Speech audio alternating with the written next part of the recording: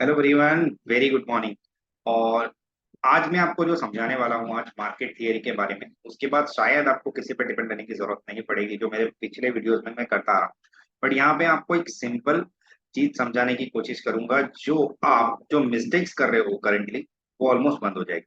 सबसे पहली चीज, कभी भी मंदी करने से पहले और तेजी करने से पहले हमको क्या क्या देखना चाहिए।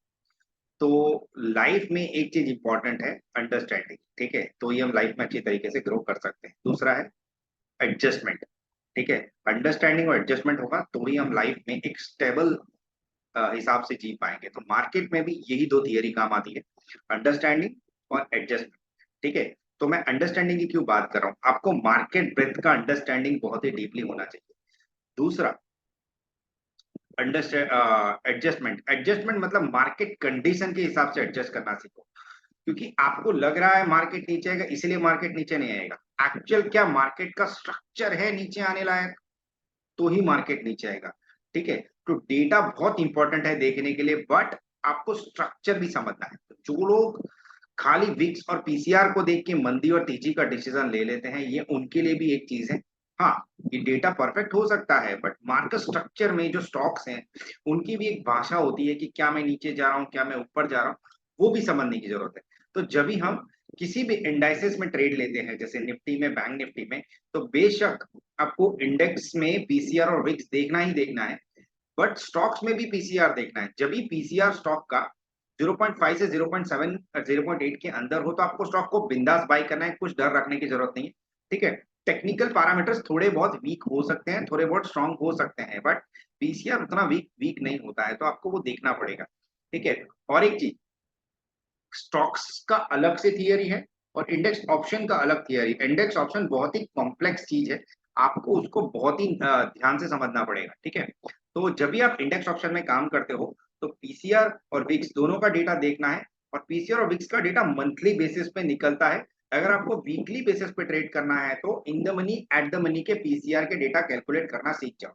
उसको कैसे कैलकुलेट करते हैं, open interest divide by open interest and volume divide by volume. ठीक है, जिस भी स्ट्राइक प्राइस पे काम कर रहे हो, अगर पीसीआर कह रहा है कि मैं 1 के ऊपर हूँ या 1.2 के 1.3 के ऊपर हूँ, तो आप पुट ऑप्शन बाई कर सकते हो। अगर पीसीआर कह रहा है कि मैं 1 के नीचे हूं, तो आप कॉल ऑप्शन बाई कर सकते हैं। एक सिंपल सी थियरी होगी। ठीक है, दूसरा, निफ्टी में भी ये, बैंक निफ्टी में भी ठीक यही।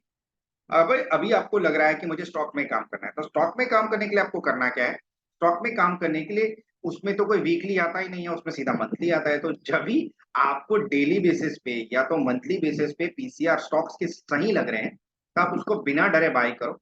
जो मैं हमेशा से करता रहा हूँ, मुझे कंसिस्टेंट रिटर्न मिला है। ये सब मेरे अप्लाई किए हुए सारी स्ट्रेटेजीज, इसलिए मैं आपको बता रहा हूँ, जिसमें मैं ज्यादा टेक्निकल नहीं देखता हूँ। ठीक है, टेक्निकल कब देखते हैं, जब मैं बहुत ज्यादा कंफ्यूज हूं कि पीसीआर ओवरबॉट है या ओवरसोल्ड है, उसके बाद भी स्टॉक नीचे जा रहा है, उसके बाद भी स्टॉक ऊपर जा रहा है, तब थोड़ा बहुत देखने की जरूरत पड़ती है। बट पीसीआर के बेसिस पे ओवरऑल आप अच्छा खासा तेजी का मोमेंटम पकड़ सकते हो। इसके बारे में डिटेल में वीडियो बीच में बना दूंगा। ठीक है, तो आपको कैसे कैलकुलेट करना है, एक छोटा सा सैंपल अभी आपको देता हूँ। चलो स्क्रीन पे चलते हैं। ठीक है, तो आपको थोड़ी क्लियरिटी आएगी। तो हम यहाँ पे स्क्रीन पे बैठे हैं, तो जस्ट अ मिनट। अभी मैं क्या करूंगा, आपको सिंपल से बताऊंगा। आपको O I divide by O I, same strike price. ठीक है, volume divide by volume, same strike. ठीक है, ये करना है इंडेक्स ऑप्शन। ठीक है, वेन यूर ट्रेडिंग वीकली और मंथली एक्सपायरी, तो आपको इंडेक्स ऑप्शन में करना है। बट अगर पीसीआर 0.5 से 1 के अंदर है, then you need to buy. Okay, मैं इंडेक्स ऑप्शन की बात कर रहा हूं। ठीक है, और अगर पीसीआर अबाव 1 है और 1.5 अबाव है,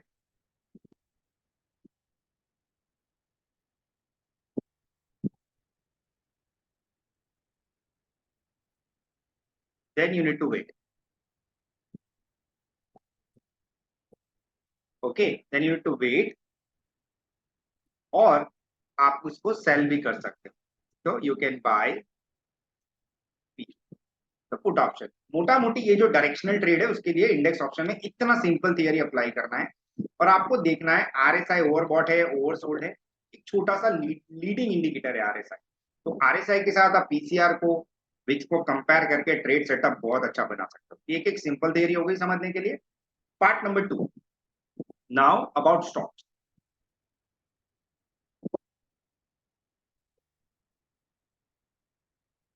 राइट, निफ्टी 50, निफ्टी 50 के स्टॉक्स मैं उसी की बात कर रहा हूं। तो उसमें जो भी लार्ज कैप स्टॉक्स हैं,